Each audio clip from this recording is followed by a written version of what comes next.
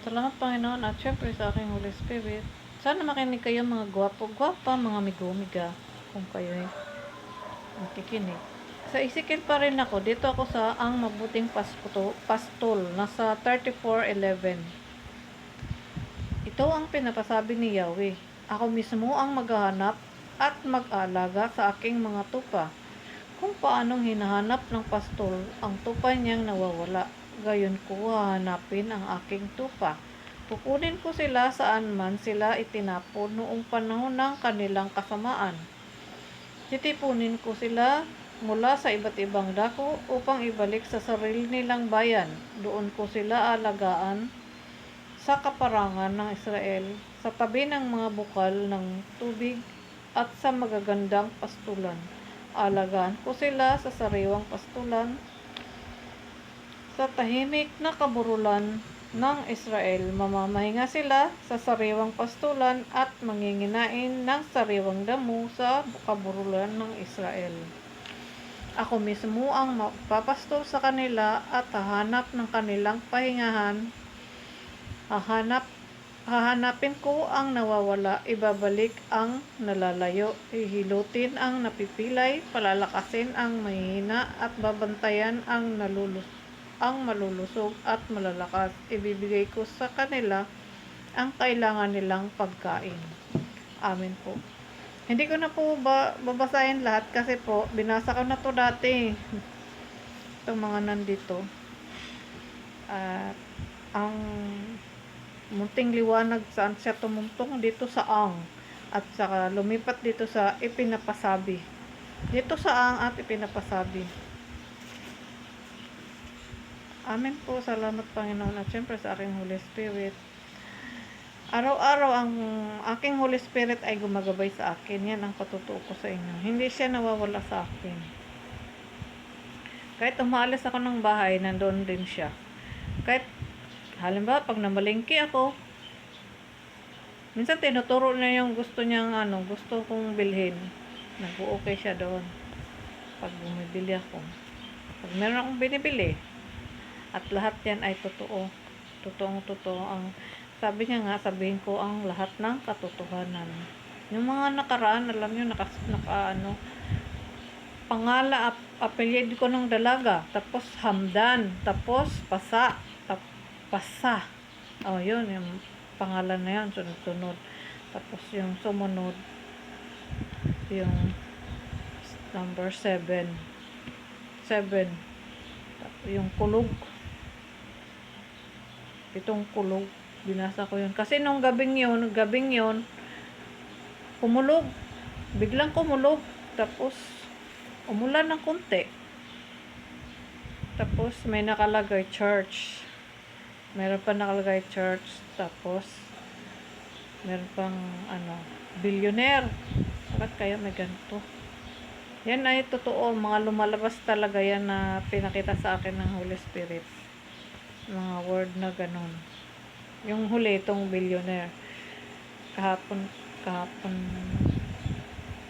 nung 22, nitong July 22, inano niya ako ng ng church. Sabi niya church. Umulan na. At umulan nun. Pesta pala yun dito sa namin. Magdalene. Magdalene nga pala. Tapos, yung Holy Spirit ko nag-react. Tapos, pagka kinabukasan, hindi nga ako nakasabwa kasi nga, nung rason ko doon. Yun nga, hindi ako nakapunta. Fiesta pala yun. Tapos, meron daw doon, makikita ko yung code doon. Hindi ko alam kung ano. Tapos, may pinakita siya sa aking kuweba. Yun. Nung umaga nung 24.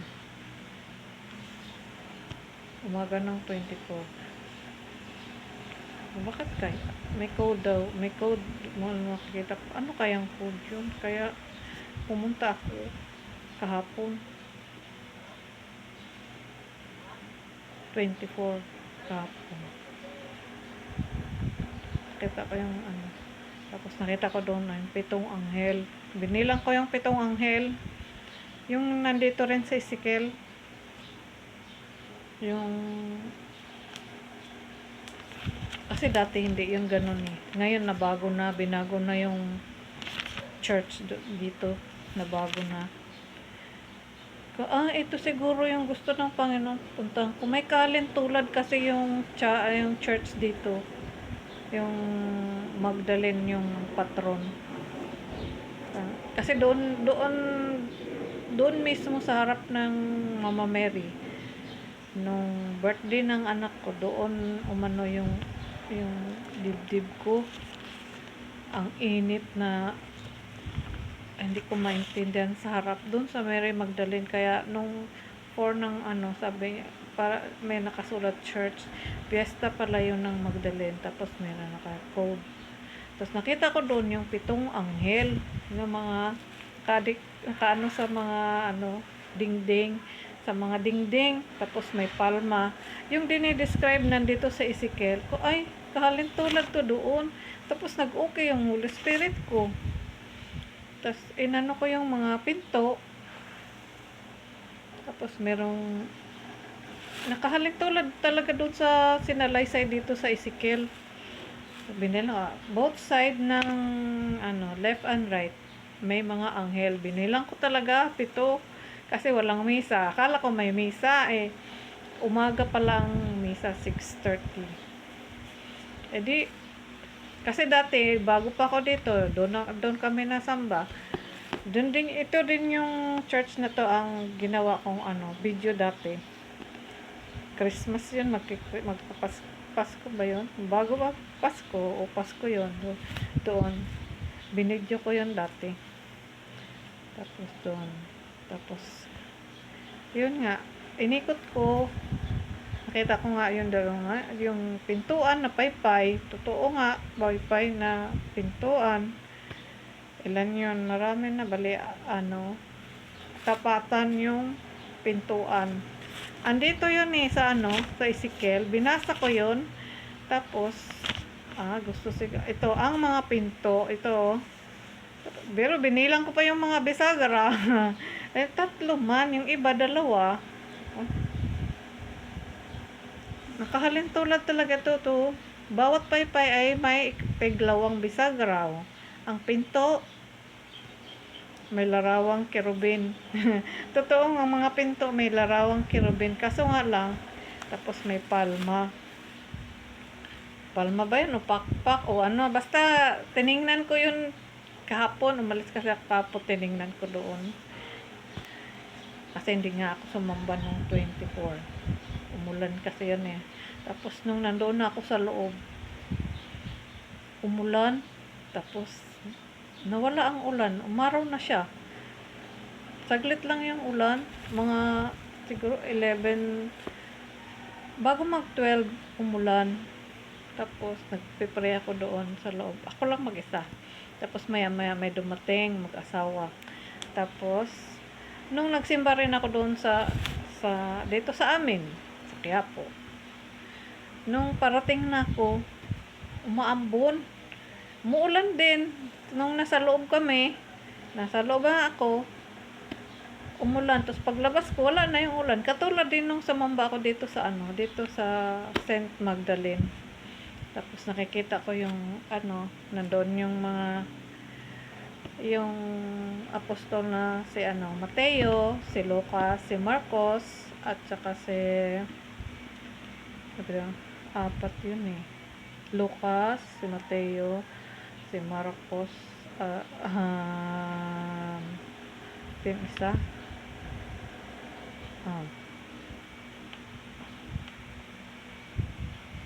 Andito yun eh. Basta nakita ko yun sa bilog doon. Kasi ako nga lang makita pagkatapos na inikot ko. Ay hindi naman ako makakaikot doon pag may yung araw ng samba talaga. Pag walang nakikita ka doon. Lumang simbahan na rin po yun. Mga lumang sambahan dito sa kung hindi ko alam bakit kaya may kawit siguro. Tapos yung pinabasa niya sa akin ngayon nasa 34. Parang may una yan. Kasi nga pag may piyesta dito sa lugar, diyan nga, ay syempre piyesta kasi yun eh. Katulad rin dun sa patron namin doon sa probinsya namin, Del Carmen. July, ano yon 16. Eh di, 7-7 din. Tapos dito naman, July 22. Oh, di ba meron ding meron ding 7 plus 4 ay di 11. No? May, baka yun itong ibig sabihin ng code ng Panginoon sa akin. Tapos yun, pag naisip ko, yung sa amin nga, doon sa probinsya, yung Del Carmen kasi yung pangalan noon, doon kami nasamba ng mga maliliit pa kami. Kapilya lang yon. July 16 din yung piyesta noon. Mama Mary, July 16. Malimit yun magmilagro doon. At maraming, yung mga mangingisda doon, malimit, maraming makukuhang isda. Kahit kami nung bata pa, sagana sa lamang dagat. Nung bata kasi ako, yung doon sa amin, sa probinsya namin, hindi pa matao masyado.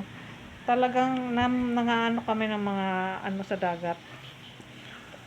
Tatay ko, kasama niya ka. Madaling araw, nanguha kami ng may dala siyang pana, ako tagadala ng timba. Yun lang. Tapos ito namang sa 34, may kaugnayan doon sa binasa ko to binasa ko. Diba kanina nagpahayag na ako eh. Tungkol nga to sa mga namumuno. Ito kasi ang title ng pinuno ng Israel. Diba? Nagkakatay sila ng mga hayop para ihain sa kapistahan. Nagsusuot ng magagandang kasuotan. Tapos hindi nila nakikita ang mga nasasakupan nila. Maraming naghihirap, maraming pilay. Nakasulat dito. Maraming pilay, mga walang kinakain, namamalimos. Kaugnayan talaga dito. Tapos puro paimbabaw nga lang naman yung gumagastos tayo sa kakawalan ng walang kabuluhan sa mga ganon. Ang gaganda ng kasuotan natin, kumakain tayo, nagpakabusog tayo, tapos samantalang ang nakapaligid sa atin, di ba? Ang daming naghihirap, ang daming walang kinakain, ang daming hindi makapagpagamot, tapos gagastusin natin sa mga ganong bagay na hindi kaaya-aya. Hindi naman inuutos ng Panginoon, magganyan ka. Gastusin natin. Ang laki ng gastos mo doon. Garbong-garbo yon kasi marami ka pang ipapalamuti. Yun siguro ang ibig sabihin ng Panginoon sa akin. Yun ang inaano niya sa akin, pinahiwatig. Kaya naobserbahan ko kasi nagbiyahe ako, tapos nakikita ko may mga namamalimos, may parang gusto niyang sabihin ko na iparating sa kanila yung mga ganoong mga Kahit sa palengke namin dito, maraming namamalimos, maraming tapos ang kaperahan gastusin lang sa pampagarbo, pampaibabaw, Sana itulong na lang nila sa kanilang mga nasasakupan, sa mga taong nangangailangan, kasi wala namang kabuluhan yung mga tingnan mo, nakasulat naman dito Hindi ang mga tupa, iniinom ninyo ang gatas, nagdaramit kayo ng lana, at nagpapatay ng mga pinatabang hayop, ngunit hindi ninyo pinapakain ang mga tupa. Tapos nakalagay, bakit hindi ninyo pinalalakas ang mahihina? Ginagamot ang mga may sakit. Hinihilot ang mga pilay. Totoo yan, di ba? Nakikita. Ayoko nang umiyak. Kanina kasi umiyak na ako sa isa kong video. Kasi makikita mo talaga ang mga pangyayari. Kaya siguro gusto ng Panginoon pumunta ko. Kasi nga ayoko nang sumamba dahil marami ngang mga Diyos-Diyosan. Siyempre, ma-amaze ka. Ang gaganda ng mga palamuti. Hindi naman yan inutos ng Panginoon Ang lang, maging normal lang. Wala naman siyang, sobra kasing garbo nga naman. ginagastusan talaga ng husto. Pinaghahandaan talaga. Tapos yung mga nasasakupan, maraming nakaaligid-aligid na humingi ng pagkain, namamalimos. Sana nakikita nila yung mga ganun. Sana po wag kayong magagalit dahil totoo naman. Kung hindi nyo nakikita yun, ay ibig sabihin, bulag nga talaga kayo. Bulag kayo sa katotohanan. Nakikita talaga natin lahat yan. Nakikita kahit sino, nakikita yan. Ito yung mga patotoong binigay ko sa inyo lahat. Ito binigay ko sa inyo. Naiiyak ako kasi totoo naman. Binigyan pala talaga ako ng Panginoon na only you na word na ganun. At lahat yan ay totoo dahil talagang inano niya sa akin ang mga salitang yan. At binigyan niya pa na sa akin na ako ang revelation. Madaling araw din yung binigay sa akin na word na yan. Madaling araw. Mga early morning, mga ganun. Binigay niya sa akin yan. Naano ko kasi, nakakatakot, no? Hindi naman ako nagmamalaki, hindi naman ako naaawa lang ako talaga sa ating lahat kung hindi tayo maligtas. Gusto ko sana lahat tayo maligtas, pero iba-iba talaga ang ating mga panununtunan sa bawat isa sa atin, iba-ibang desisyon. Kaya nasa sa atin pa rin ang kung anong pipiliin natin. Yun lang. Kung kayo nakikinig, ayoko nang umiyak. Ito binigay kasi sa akin ngayon, oh. Kaya hindi ko na to binasa ng buo. Binigay na niya to sa akin. Itong ang mabuting pastol, binigay na niya to sa akin. Dito siya tumuntong sa ang, tapos na lumipat siya dito sa ipinapasabi ni Yahweh. Dito. Hindi ko na basahin kasi mamaya matigok ko. Salamat na ako sa inyo. Hindi ako natigok ngayon.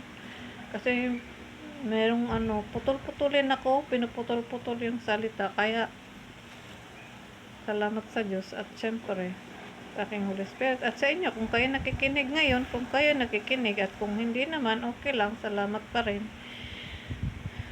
At ito yung pinarating sa akin ng Panginoon. At yung tungkol sa wala naman ako makakausap doon kahapon para lang sana ako kung ano yung kay isangguni ko lang sana yon, pero hindi na ako nagsangguni dahil wala akong nakausap doon. May nakausap ako isang tao guard doon. Yun lang, salamat po kung kayo nakikinig. Salamat kasi merong binigay sa akin, siguro yun yung code na inan nyo 7. Ito rin 34-7 din, 34 diba, 7 din to. Tapos ito yung mga salitang nakasalaysay dito at totoong totoo. Kung magpagbulay-bulayan na to sa mga pinuno o sa mga pinuno ng Israel. Kaya ito, marami ako nakita doon na Mary sa iba-ibang lugar dito. Pag sumasamba talaga doon sa lugar na yung mga ganon, una doon sa Maynila, umuulan. Tanghali din yun, umulan. Tapos dito sa itong kahapon, umulan din. Tapos pagkatapos ng ulan, araw na, wala na. Ikot ako, baka may mga makitang akong binago na nga, bago na. Wala na yung harang na open na siya lahat. Maiikot mo na yung buong church. Dati kasi hindi mo maiikot, iikot ka pa sa kabila. Ngayon open na. Yun nga lang.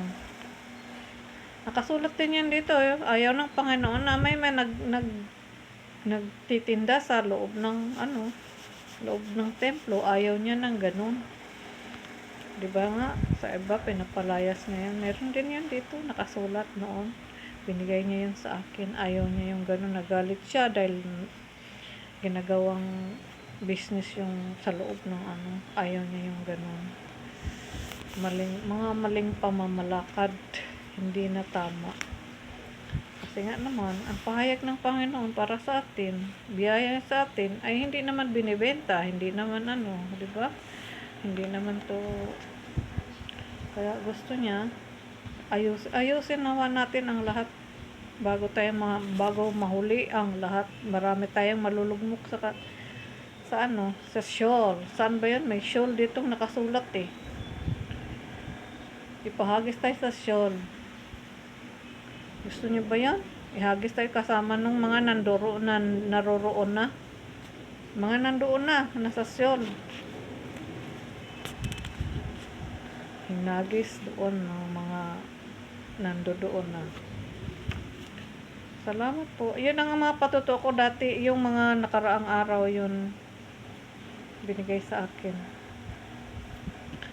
At saka meron pa siyang inano.